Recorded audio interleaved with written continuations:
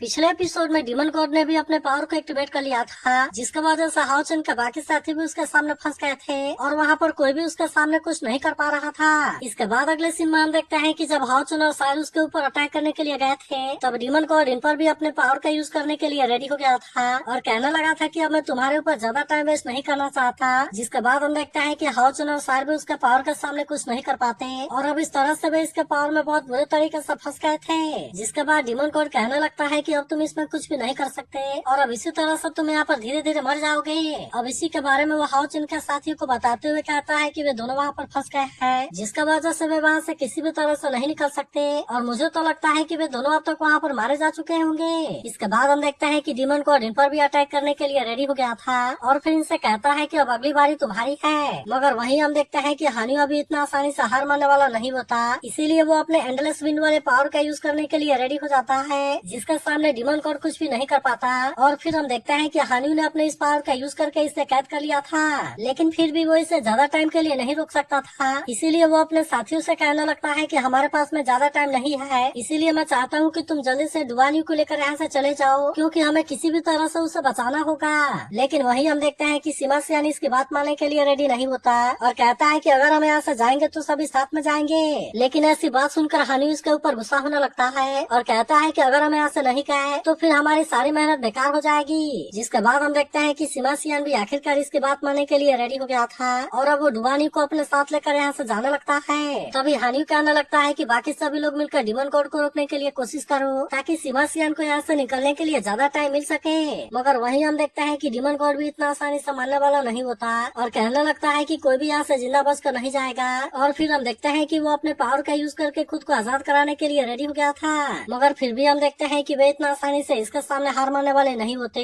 इसीलिए लिन सिन अपने पावर का यूज करने के लिए रेडी हो जाता है और फिर हम देखते हैं कि वो अपने ब्लेजिंग फ्लेम स्काई वाले पावर का यूज करने के लिए रेडी हो गया था। जबकि वहीं हम देखते हैं कि वेंगुआन भी अब शांत रहने वाली नहीं होती, इसीलिए वो भी अपने जायंट स्पीड गॉड वाले पावर का यूज करने के लिए रेडी हो गई थी, ताकि वो इस तरह से डीमन को रोक सके। इसके बाद हम देखते हैं कि उसने अपने पावर को मैगडल के साथ में मर्ज कर दिया था और फिर वो इस तरह से इसके ऊपर अटैक करने के लिए आ जाते हैं। लेकिन वहीं हम देखते हैं कि डीमन गॉड को अभी भी इसके बारे में कोई चिंता नहीं होती, इसीलिए उसने भी अपने तीनों सील को एक्टिवेट कर लिया था और अब इस तरह से वो इनके अटैक को रोकने के लिए रेडी हो जाता है। जिसके बाद हम देखते हैं कि वो अपने पावर का यूज करके इसके ऊपर अटैक करने के लिए आते हैं, लेकिन असल में उनके पावर का इसके ऊपर कोई असर नहीं होता और अब इसीलिए वे इसके पावर के सामने कुछ भी नहीं कर पाते। जिसके बाद वे सभी हैरान हो जाते हैं कि इसकी डिफेंस अचानक से इतनी कैसे बढ़ गई, क्योंकि हमारे अटैक का इसके ऊपर कोई भी असर नहीं हुआ और क्या यही लेवल 9 वाले डीमन गॉड की असली पावर है। वहीं हम देखते हैं कि सीमा सियान भी इसके पावर के सामने कुछ नहीं कर पाता और वो भी डुआनियो के साथ में वहीं पर नीचे गिर गया था। तभी डीमन गॉड फिर से कहने लगता है कि जो भी मेरे रास्ते में आएगा वो यहाँ से जिंदा बच कर नहीं जाएगा। लेकिन फिर भी हम देखते हैं कि सीमा सियान इतना आसानी से हार मानने वाला नहीं होता और कहता है कि मेरे होते हुए तुम इनका कुछ भी नहीं कर सकते और अब इस तरह से वो अपने पावर का यूज करके इस पर अटैक करने के लिए चला गया था। मगर वहीं हम देखते हैं कि डीमन गॉड भी अपने सील का यूज करके इसके अटैक को बहुत ही आसानी से रोक लेता है, जिसका वजह से सीमा सियान इसका कुछ भी नहीं कर पाता और फिर डीमन गॉड ने सीमा सियान को वहाँ से काफी दूर फेंक दिया था। तभी हम देखते हैं कि डीमन गॉड अपने पावर का यूज करके डुआनियो को अपने पास में खींच लेता है और अब इसे रोकने के लिए वे कुछ भी नहीं कर पाते। मगर वहीं हम देखते हैं कि डीमन गॉड ने तीनों सील को एक साथ में कंबाइन कर लिया था, जिसका यूज करके वो इन पर अटैक करने के लिए रेडी हो जाता है और कहता है कि अब तुम लोगों का आखिरी टाइम आ गया। जिसके बाद हम देखते हैं कि वे सभी इस बात से पूरी तरह हैरान हो गए थे और इनको ऐसा लग रहा था कि वे अब इसके पावर के सामने कुछ भी नहीं कर पाएंगे। लेकिन तभी इसी वक्त हम देखते हैं कि हाओ चन यहाँ पर आ जाता है, जो इनसे कहता है कि तुम इनका कुछ भी नहीं कर सकते और फिर हम देखते हैं कि उसने अपने पावर का यूज करके इसके अटैक को रोक लिया था। तभी इसी बीच हम देखते हैं कि सार भी यहाँ पर आ गई थी, जो कि अपने पावर का यूज करके डीमन गॉड पर अटैक कर देती है और इस तरह से उसने डुआनियो को इसके पास से ले लिया था। तब इन दोनों को यहाँ पर देखते ही सभी इस बात से काफी खुश हो गए थे और फिर कहते हैं कि आखिरकार आप यहाँ पर आ ही गए। मगर वहीं उधर हम देखते हैं कि डीमन गॉड इस बात से काफी गुस्सा हो गया था और फिर कहता है कि तुम इतने जल्दी से वहाँ से निकल कैसे गए। मगर वहीं हम देखते हैं कि हाओ चन और साइरिस पर कुछ भी नहीं बोलते और वे सीधे अपने पावर का यूज करके इसके ऊपर अटैक करने के लिए रेडी हो जाते हैं। तभी हम देखते हैं कि साइरिस में और ज्यादा देरी नहीं करती और वो तुरंत अपने पावर का यूज करके इसके ऊपर अटैक कर देती है। जिसके बाद हम देखते हैं कि डीमन गॉड ने भी अपने तीनों सील को एक साथ में यूज कर लिया था, जिसके वजह से सायर का अटैक इसके सामने कुछ भी नहीं कर पाता। अब इसीलिए हम देखते हैं कि सायर भी इस बात से हैरान हो गई थी और फिर कहती है कि क्या इसकी ये नई एबिलिटी है। तभी हाओ चन कहने लगता है कि ये इसके शोल्डर ट्विस्टिंग हैंड का मैजिक है और ऐसा रूमर है कि इसका तीसरा हैंड इसके पावर का कोर है। फिर वो कहता है कि इसका सीप हेड इसके अटैक को रिप्रेजेंट करता है, जबकि इसका बुल हेड इसके डिफेंस को। लेकिन असल में इसके तीसरे हेड के पावर के बारे में कोई भी नहीं जानता। लेकिन फिर भी मुझे ऐसा लगता है कि अगर हमने इसके तीसरे हेड को तोड़ दिया तब शायद इस तरह से हम इसे हराने में कामयाब हो जाएंगे। मगर अभी भी हम देखते हैं कि वे इसके सिल के पावर के सामने कुछ भी नहीं कर पाते। जिसके बाद हाओचन कहता है कि इसका सिल तो बहुत ही पावरफुल है और इसीलिए हमें इसके वीकनेस के बारे में पता लगाना ही होगा। इसके बाद हम देखते हैं कि वे दोनों तरफ से अटैक करने के लिए प्लान बनाते हैं, लेकिन फिर भी हम देखते हैं कि डीमन गॉड ने हाओचन के अटैक को बहुत ही आसानी से रोक लिया था और इसीलिए वो इसके सामने कुछ भी नहीं कर पाता। तभी इसी बीच हम देखते हैं कि सायर भी इसके ऊपर अटैक करने के लिए आ गई थी, लेकिन फिर भी डीमन गॉड ने इसके अटैक को बहुत ही आसानी से रोक लिया था और इसीलिए सायर भी इसके सामने कुछ नहीं कर पाती। मगर फिर भी हम देखते हैं कि सायर इतना आसानी से मरने वाली नहीं होती और इसीलिए वो फिर से अपने डेथ कोड वाले पावर का यूज करके इसके ऊपर अटैक करने के लिए आ गई थी। तभी हाओचन नोटिस करता है कि वे जब कभी भी इसके सिप वाले सील के ऊपर अटैक करने के लिए आते हैं, डीमन गॉड इसे बचाने के लिए कोशिश करता है। अब इसीलिए हम देखते हैं कि हाओचन को इसके बारे में समझ आ गया था और कहता है कि सिल के ये तीनों हेड असल में उसके बॉडी के तीनों हैंड को रिप्रेजेंट करते हैं, क्योंकि जब से उसके शोल्डर के ऊपर का सिप हेड इंजर्ड हुआ है तब से उसकी पावर भी चली गई है और इसीलिए क्या इसका मतलब है कि उस साइड वाली डिफेंस कमजोर हो गई है। मगर वहीं हम देखते हैं कि सायर इतना आसानी से इसके सामने हार मानने वाली नहीं होती और इसीलिए वो फिर से अपने पावर का यूज करके इसके ऊपर अटैक कर देती है। लेकिन इसके बाद भी हम देखते हैं कि डीमन गॉड को इसके बारे में कोई चिंता नहीं होती और वो अपने बाकी के दोनों सील का यूज करके इसका सामना करने के लिए रेडी हो जाता है। तभी इसी बीच हम देखते हैं कि हाओचन को इसके ऊपर अटैक करने के लिए चांस मिल गया था, इसीलिए वो इसमें कोई भी देरी नहीं करता और फिर हम देखते हैं कि वो अपने सूरज स्लाइस का यूज करके इसके ऊपर अटैक कर देता है। जिसके बाद हम देखते हैं कि डीमन गॉड की सील डिस्ट्रॉय हो गई थी और फिर कहता है कि तुम तो सच में पावरफुल हो। लेकिन वहीं हम देखते हैं कि हाओचन इसे ज्यादा टाइम नहीं देता, इसीलिए वो फिर से अपने पावर का यूज करना शुरू कर देता है और हम देखते हैं कि वे दोनों मिलकर इसके ऊपर अटैक करने लगते हैं। तभी हाओचन सोचने लगता है कि अगर हमने इसके काउ हैंड को डिस्ट्रॉय कर दिया तो फिर शायद ऐसा हो सकता है कि इसकी डिफेंस और ज्यादा कमजोर हो जाए और फिर इसे हराने के लिए हमें चांस मिल सके।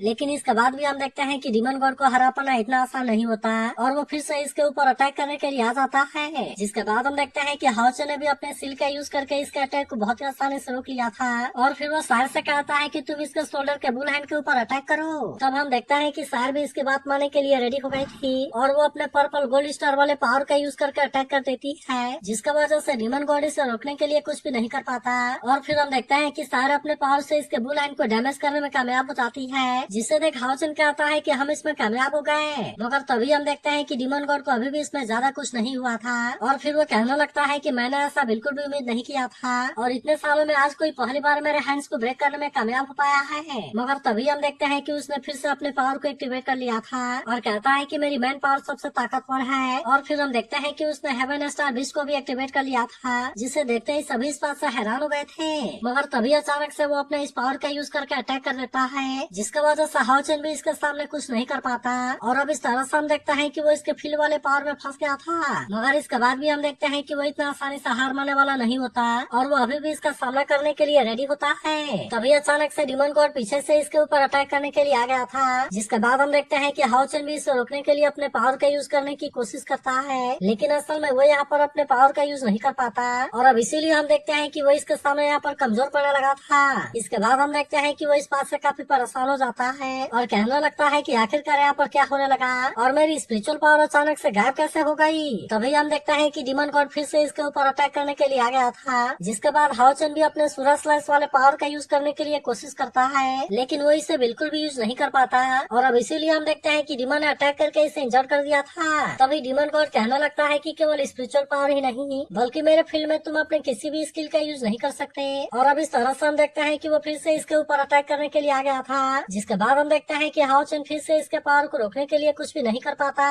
तब डीमन गॉड कहने लगता है कि सच में तुम यहाँ पर कुछ भी नहीं कर सकते और इसीलिए तुम यहाँ पर बिल्कुल वेस्ट के जैसे हो। फिर वो अपने स्पीयर से इसे मारने के लिए कोशिश करता है, लेकिन फिर भी हम देखते हैं कि हाओचन ने अपने आप को बचा लिया था। इसके बाद हम देखते हैं कि वो फिर से हाओचन पर अटैक करने के लिए कोशिश करता है, लेकिन हाओचन ने बहुत ही आसानी से अपने आप को बचा लिया था और इसीलिए डीमन गॉड का अटैक उसका कुछ भी नहीं कर पाता। तभी हाओचन नोटिस करता है कि यहाँ पर उसकी पावर तो बाहर से और ज्यादा ताकतवर है और इसीलिए हम देखते हैं कि वो इस बात से काफी हैरान हो गया था। मगर वहीं हम देखते हैं कि डीमन गॉड अभी भी रुकने वाला नहीं होता और फिर वो हाओचन से कहता है कि तुम यहाँ पर स्ट्रगल करना बंद करो क्योंकि तुम मेरे फील्ड में कुछ भी नहीं कर सकते। मगर फिर भी हम देखते हैं कि हाओचन इतना आसानी से इसके सामने हार मानने वाला नहीं होता, इसीलिए वो अपनी जान बचाकर वहाँ से भागने लगता है और कहने लगता है कि मैं इतना आसानी से इसके हाथों में नहीं आ सकता और मुझे जल्दी ही इसे ब्रेक करने के लिए कोई तरीका खोजना होगा। मगर वहीं हम देखते हैं कि डीमन गॉड इसे कोई भी चांस देने वाला नहीं होता, इसीलिए वो लगातार इसके ऊपर अटैक करना शुरू कर देता है और कहता है कि अब तुम्हारा आखिरी टाइम आ गया। लेकिन वहीं हम देखते हैं कि हाओचन हार्ट सूत्र के बारे में सोचने लगता है ताकि वो किसी तरह से इसके बारे में समझ सके और फिर वो भी अपने पावर का यूज करके इसका सामना कर सके। फिर वो कहने लगता है कि उसने जो फीलिंग एक्सप्रेस किया था वे तो असल में ड्यूटी पर आए हुए सीनियर से बहुत ही डिफरेंट थे।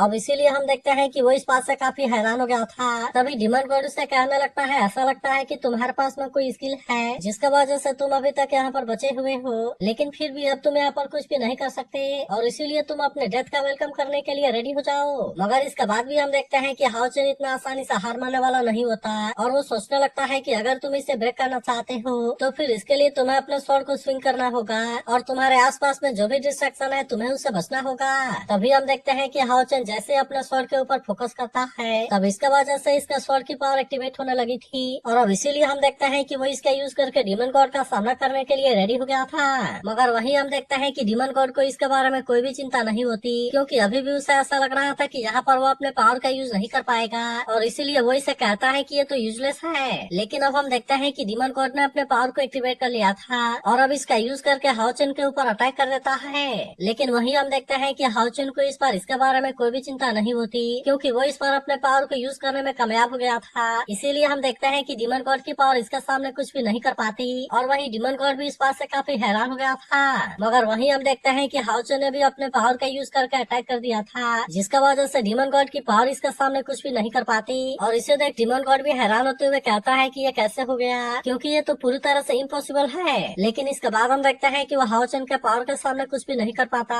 और अब इसीलिए हाओचन इसके फील्ड को ब्रेक करने में कामयाब हो गया था। मगर वहीं हम देखते हैं कि डीमन गॉड को अभी भी इसके ऊपर यकीन नहीं होता और वो कहता है कि ये तो इम्पॉसिबल है और आखिरकार तुमने इसे किया कैसे। लेकिन तभी हम देखते हैं कि वो गुस्से में फिर से अपने पावर का यूज करने के लिए रेडी हो गया था और कहता है कि तुम यहाँ से बचकर नहीं जा सकते। लेकिन वहीं हम देखते हैं कि हाओचन को इसके बारे में कोई भी चिंता नहीं होती, इसीलिए वो अपने आप को इसके सारे अटैक से बचाना लगता है जिसका वजह से डीमन गॉड का अटैक इसका कुछ भी नहीं कर पाता और फिर हम देखते हैं कि हाओचन इसके तरफ अटैक करने के लिए जाने लगा था। तभी डीमन गॉड उससे कहने लगता है कि मेरे हाथों से बच पाना इतना आसान नहीं है, इसीलिए तुम मेरे पावर के सामने ज्यादा टाइम के लिए कुछ नहीं कर सकते और अब इसीलिए तुम हेल में जाने के लिए रेडी हो जाओ। मगर वहीं हम देखते हैं कि हाओचन अभी भी इतना आसानी से हार मानने वाला नहीं होता और वो कहने लगता है कि ये तो मैजिक स्वॉर्ड का डिटर्मिनेशन है क्योंकि ऐसा बैटल है जो कभी भी खत्म नहीं होता। इसीलिए वो कहने लगता है कि सिस्टर्स में तुम्हारे पेन को कैरी करने के लिए रेडी हूँ और फिर हम देखते हैं कि वो पूरे विश्वास के साथ अपने पावर का यूज करके अटैक कर देता है जहाँ पर हम देखते हैं कि डीमन गॉड की पावर इसके सामने कुछ भी नहीं कर पाती और आखिरकार हाओचन इसे मारने में कामयाब हो जाता है। जिसके बाद हम देखते हैं कि सभी इस बात से पूरी तरह से हैरान हो गए होते हैं और लिन सिन कहता है कि इसने तो 32 पिलर वाले डीमन गॉड को अकेले ही मार दिया।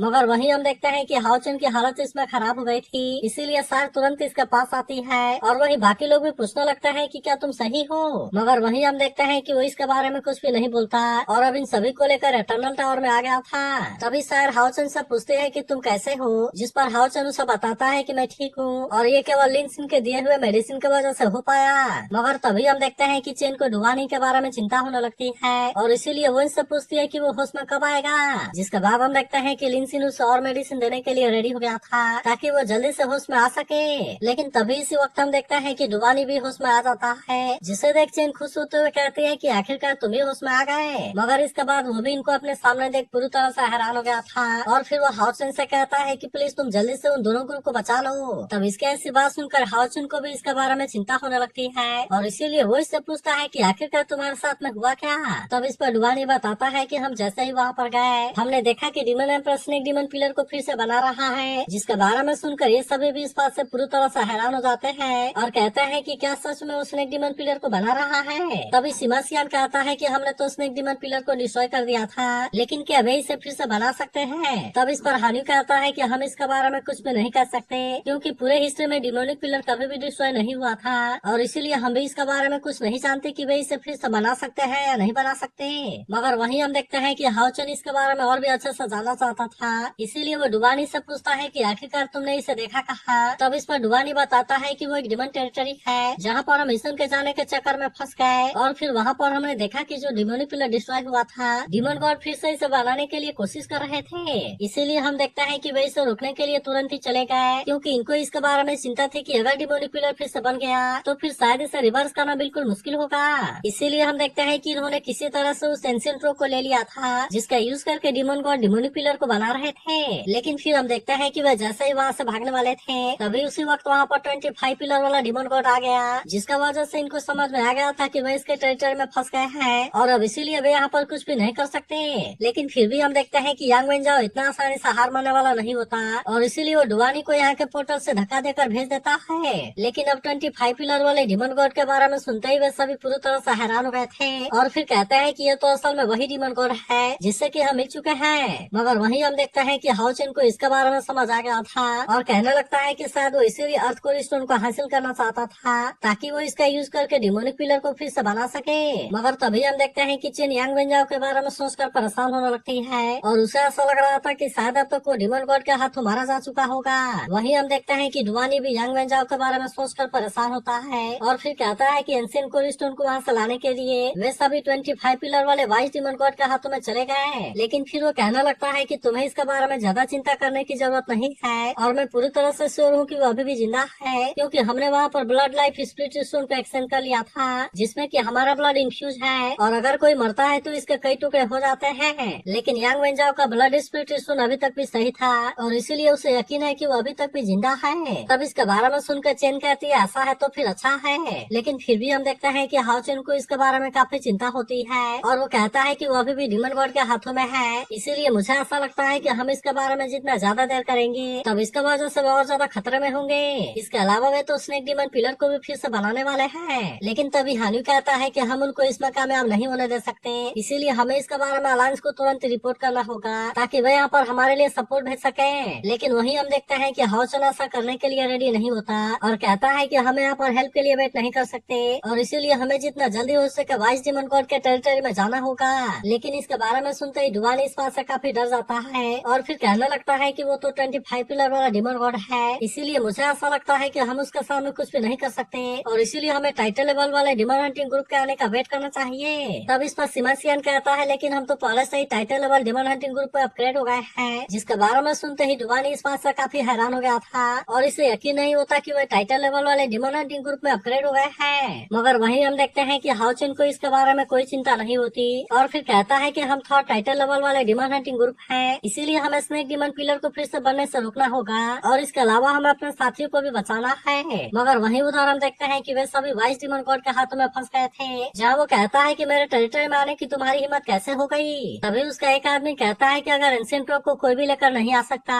तो फिर तो इनको जिंदा रखने का कोई भी मतलब नहीं बनता। तभी इसी वक्त हम देखते हैं कि वाइस डिमन गॉड यांग वेंजाओ को अपने हाथ में पकड़ लेता है और फिर कहता है कि तुम अब तक के सारे अच्छी चीजों के बारे में याद कर लो और तुम बताओ कि मैं इसके बारे में तुम्हें किस तरह से रिवॉर्ड करूं। तो क्या आपको लगता है कि हाओचेन और उसके साथी यांग वेंजाओ को यहाँ से बचा पाएंगे? इसके बारे में कमेंट करके जरूर बताना और अगर आप इसके अगले एपिसोड के लिए एक्साइटेड हो तो इस वीडियो को लाइक और इस पर एक कमेंट जरूर कर देना।